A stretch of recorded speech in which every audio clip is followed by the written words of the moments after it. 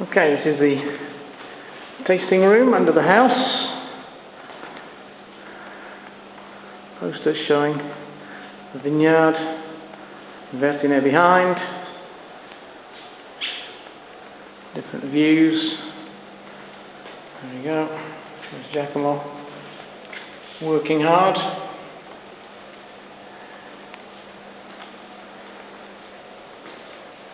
And over there, getting sounds dirty. Pigs, which we've just seen. And here's the tasting bar. And good to know that they also produce home-produced oil.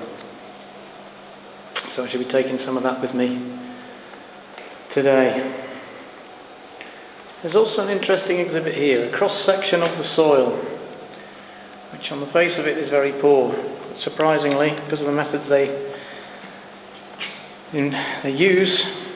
employ, produces a very, very fine wine indeed. The stones on the surface, loose sand, a bit more compacted further down. But as you can see here, there's darker colour, more oxygen, more iron, more water held in there because every year plants are put in specifically for this purpose between the rows of vines. Well, as you can see, having a little tasting here of the 2008 Classico, the Reserva 2007, which I know, and the Reserva 2008.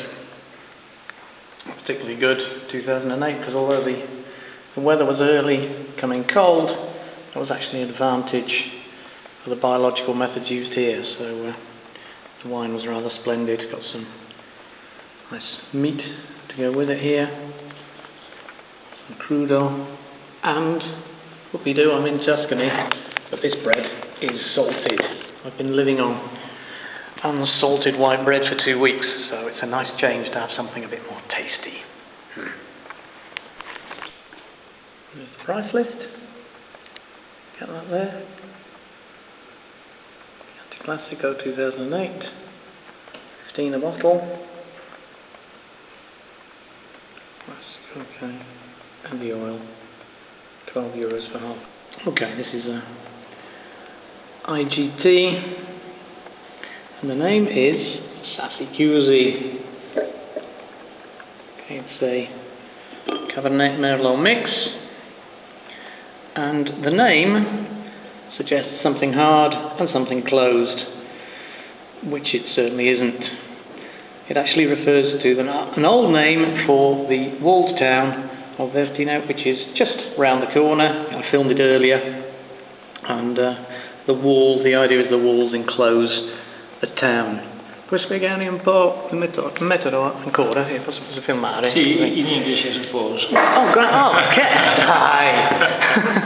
Okay, go ahead. Actually, we have a tiny quantity of Cabernet Sauvignon in a very, very nice spot. The vineyard is beautiful, and so we decided to make this a separate vinification and to blend it with the Merlot.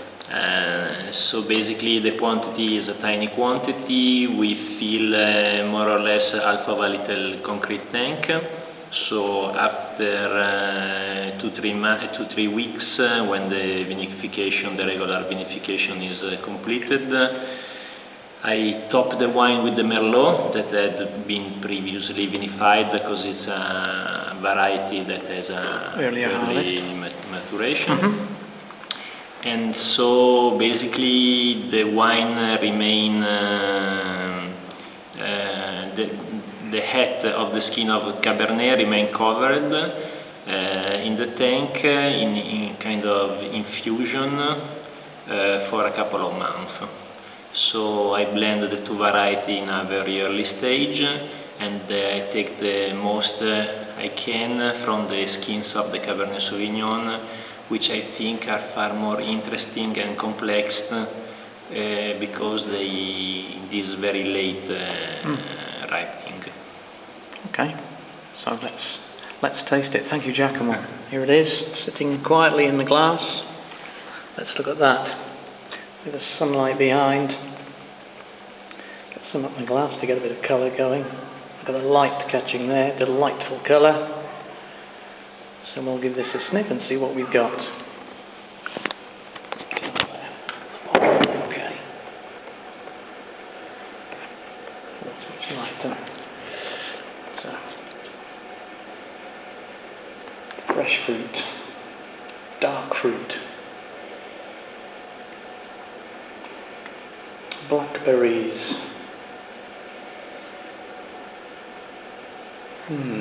Autumn forest smells.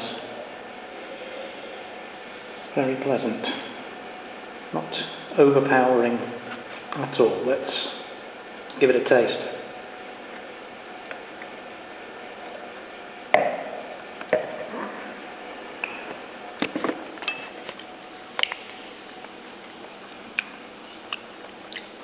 It's much lighter than the one I've just had, of course. That was a Chianti Classico Superiore. It's a much lighter flavour. Nice and fruity, but still deliciously warming. I could certainly imagine that on with a nice Sunday lunch in the winter. It would be splendid. So once again, this gentleman's handiwork is in here. The work of the plant, the work of the preparation of the ground. When we open a bottle of wine, we're not just opening a drink. We're opening something which already has a considerable history. And as Giacomo just said, it's very true. It's something which is a living organism. It changes. The plant grows, the grapes grow, develop, ripen, they're harvested, vinified. That's a process which causes changes, and then when it's sitting in the bottle, it's still changing. And then when you open it and expose it to the air, it depends where you are. It changes. It's a living thing. It's not just something to drink. Cin-cin. Well, Giacomo's brought me about 18 kilometres, very kindly, to the cantina, which is in the middle of 9 more hectares of vineyards, some of which we will see right now. Questi sono più vecchi. Sì. Poi quando la luce è un po' così, però tante volte si vede bene Siena di qua. We go round from the vineyards. I don't know if you can see that in the distance. There's a bit of haze. But over there on the hill, towers on the top of the hill, the Duomo, the tower in the piazza, the Campo, in the middle of Siena, beautiful city over there. Good long way away, and a bit of haze today. It's very hot and sunny.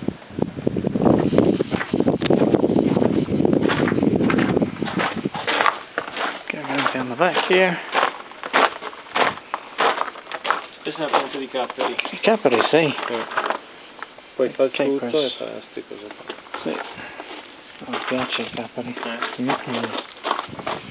Caper plant growing out the wall there, behind this beautiful Tuscan farmhouse. And this is the doorway into the cantina. Here we go.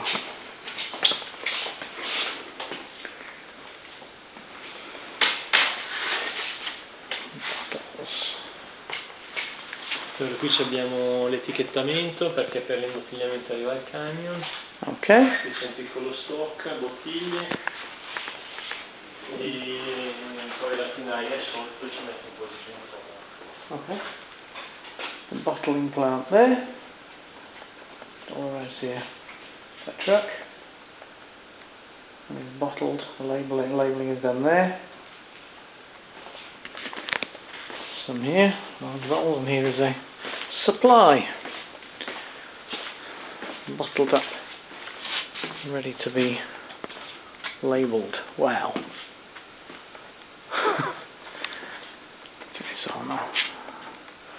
A large number of bottles. Sì, praticamente la produzione del 2000. Okay. Almost all of the harvest from 2008. Anche in magno? Sì. Okay. Here's the big bottles, the serious. Okay, there's my hand. Just to show you, they are 3-litre magnums, okay? If you're thirsty. If you have time and a lot of friends, it's a useful thing, a larger bottle. E praticamente il vino qua ci rimane soltanto per 2 mesi, perché poi si sposta tutto nella cantina dei legni. Quelle sono le barrique dove si fa fermentare il rosato e basta. Ok, quindi niente controlli di temperatura, è no, tutto... No, molto semplice, basico. Adesso praticamente abbandonato perché di fatto non ci nessuno. All very quiet, all done without temperature control here. It's left to run on its own in a natural way. But obviously now we're in July, end of July, middle of July, and there's nothing in these vats right now. That will be all there till just before Christmas, between the harvest and Christmas, more or less, December, and then it will be moved on again. So its time will come this season. Barrels on the top. Sono per fermento del rosato. Rosato, anche rosato. Ah. Okay, rosato fermentation in those barrels there. That I wasn't aware of. Now I know. Warm afternoon. Sun's gone for the moment, but the cicadas tell their own story. We're about to go in through this marvellous entrance. Grand as grand. Into the cool of the interior. Bottles.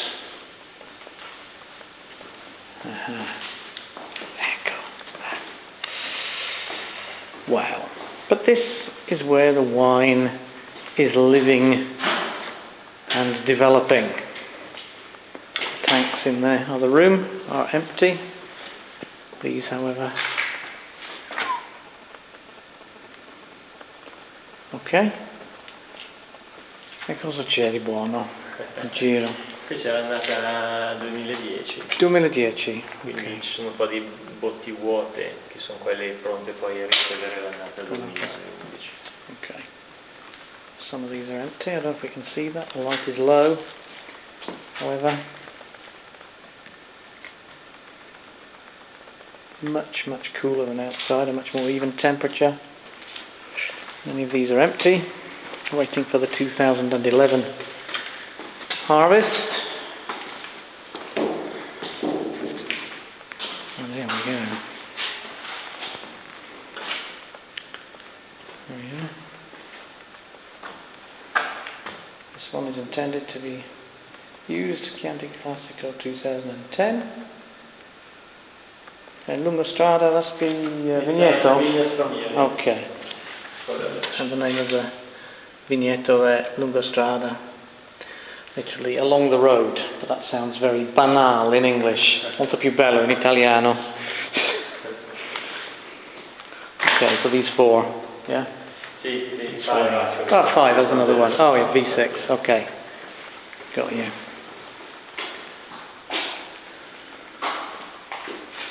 E questi? 40. Sono enorme, quanti litri? Pensi 2500.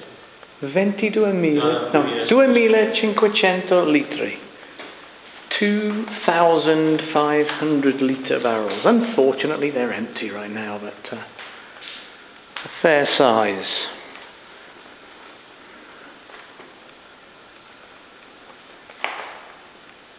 Okay, a very peaceful place. So if we listened hard enough, you could hear the woodworking and the wine developing. Mi sono ascoltare, vero? You can see that there. There's the line of the original cantina, the original cellar under the house. And this could be nearly 1,000 years old. Some of this building, so the original heart of the house.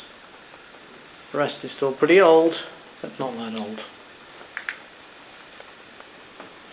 So it's a big piece of history here. And the good thing is, it is still being used for the purpose it was intended. It hasn't been converted into a beautiful, comfortable restaurant. It's doing its job. And that's great. Giacomo would agree. Molto bello che sta facendo ancora il suo lavoro originale. Meglio che diventerà un ristorante molto chic, molto costoso, un outlet, anche peggio, un outlet. Sì, certo. Okay, and now we're just leaving this very beautiful spot. Giacomo's work comes to its conclusion, because that's when people actually taste the wine, but just from there, here's the beginnings. These old vines here, old buildings scattered around this beautiful Tuscan landscape. Well, from me, Wineword, it's been a complete pleasure. Giacomo has talked me through a lot. He's explained a lot, things I really didn't know. Now I'm a little wiser, and I feel I understand his wines a bit more. There he is. I can't get a very good shot because the sun's right behind him. But Giacomo, thank you very, very much. Okay.